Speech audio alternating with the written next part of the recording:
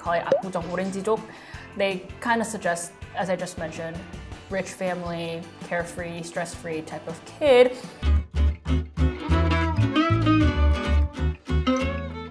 Hello everyone! From dramas to webtoons to novels, explore Korea's story with us. This is Who Reads Story. My name is An Sung-jin. I'm a news reporter, and here we have Andrea back with us again. Please introduce yourself. Hi everybody, well I'm from Colombia. I'm a historian and an English teacher, and right now I'm studying my master in Hanguk Munhwa, that is Korean culture. So well, good to be here today. And I always want to mention that you were a part of the book club because I feel like that always matters for our content. But anyway, today we will be talking about a drama that has captured both the Korean and international audiences, which is called the Typhoon Family. Yeah. You know, in order for our viewers who may have not watched it to give a brief summary of how it actually goes through. The background itself is set during the 1997 Asian financial crisis, and Typhoon Family follows a group of young people facing this bankruptcy during the time of a financial crisis at a trading company overnight, which actually refers back to the title because in Korean it's Tae-poong 상사, and 상사 means a trading company. So it basically unfolds the story of this young group of people who are trying to face it and showing how they grow and kind of develop over time and how they really tackle this hardship that they're experiencing. Now, as I mentioned, you know, the background is set place in 1997 when Asia is going through this financial crisis. And since you're from Colombia, we kind of have to jump around continents.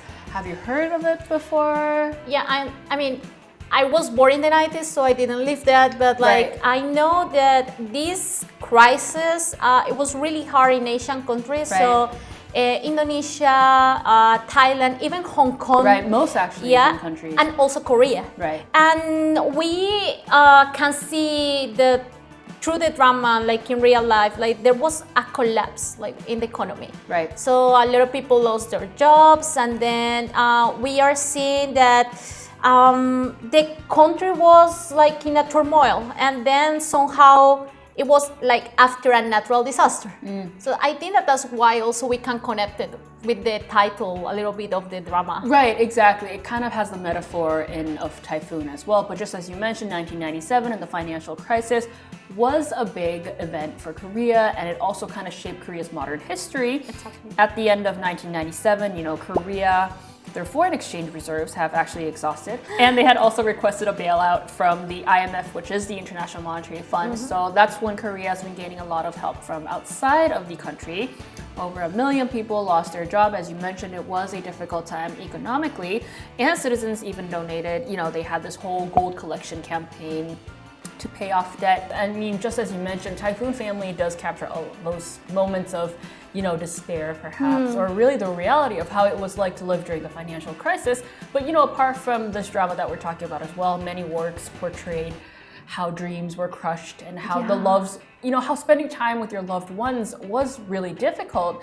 But what I do find impressive about Typhoon Family is that, you know, it doesn't only talk about this entire time frame as a difficulty or a crisis with despair, but it also kind of talks about how, you know, people overcome these difficulties. Yes. And their tagline kind of says, it was the times that collapsed, not me. So I feel like that phrase itself shows that, you know, even if the time frame is such, economic difficulties prevail, but it's not me that's going to collapse as well. I feel like, That one is a really good summary because Right? like you can see how like the drama portrays how people resist, and at the same time how people overcome like the Right. obstacles and continue with their lives. Right, despite all these challenges. Exactly. And so now we've talked about the background and the brief theme of the drama itself, but now I do want to delve in deeper into the characters that we've briefly talked about in the introduction. Now we have the main character, Tae-poong, obviously played by Lee Junho. He starts out this very carefree youth, coming from a very affluent family. Back then in Korean, we call it 압구정 오렌지족. They kind of suggest, as I just mentioned, rich family, carefree, stress-free type of kid. And then we obviously also kind of see his character development over time throughout the drama. And I think that's also an interesting point to watch. In the drama, it's really nice because at the beginning we are seeing this guy that is just so carefree, but he just suddenly lost his dad. And we see that he cannot cry. Like he has a difficult time showing like his feelings and kind of carrying like with the weight of what is coming, like for his family, for himself, and for the company. And later, he just find out more about like kind of the relationship with his dad, and we are seeing how he kind of transforms through time. Exactly. And that transformation is really nice because I think the drama shows how his personality is not changing really. It's more that he is kind of maturing. Yeah. So we see how his character kind of adds on these different qualities over time as he tries to, let's see, tackle these issues that come into life for him.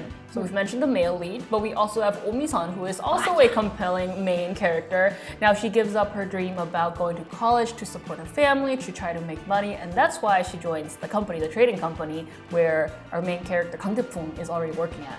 Yeah, like with her, with Mi-seon, she has a lot of also like kind of phases in the way that at the beginning, shooting advertisement. At the beginning, just at the beginning when the drama starts, and it's like, okay, this looks like The Office. And then she is helping like, with the coffee. But then with time, you just find out that she's really good with numbers. And like she is a person that is like really responsible, that she was really supportive for her boss. And then she really cares about her family. So we are seeing a character that is not just like a strong woman, but someone that despite of the difficulties, she wants like to help, not just her family, but also the people that is around her. And I think that it's really nice that she kind of has her own voice. So we are not seeing someone that like, I don't know, just complains, but it's like, okay, there is a problem, we are going to tackle the problem. We are going to do something about it. So we are seeing like really good characters that are well developed like through the drama. So she not only works hard, but she's also very enthusiastic about her work, and I feel like she has that compassion. You know, it's not just about family, but it's also about the company itself. And for me, the memorable scene was when Kang Tae-poong was telling her to like properly work at the company. And I feel like that scene is memorable because that really reflects how you just mentioned not only her character as a hardworking, passionate person, but it also reflects the character development of our main character, Kang Tae-poong. And, you know, back in those days, we all hung in there to survive, and I think that really is well portrayed within the drama. And apart from the two male leads, we obviously also have the memorable co-workers that show up within the drama as well. Now, we obviously have the tough but warm-hearted boss who shows up in the trading company. You also have the strict supervisors, you have the shameless ones. You also have that colleague who's like obsessed with the fashions from the 90s. And, you know, the retro office itself, where it has all these main characters, is interesting to watch as well because the vibe is nice. The vibe is nice, and it really does bring out that 90s, which I feel like adds on to the moments of the 1990s, which we should now start to develop into or dive into a bit more. And then we have this atmosphere of the 90s, also like with the paper maps. We also have it like with the winter briquettes, like for like winter, like for this being hot at home, like warm. And there were some parts that they also kind of use these aluminum lunch boxes. So all of those details are kind of building also the atmosphere.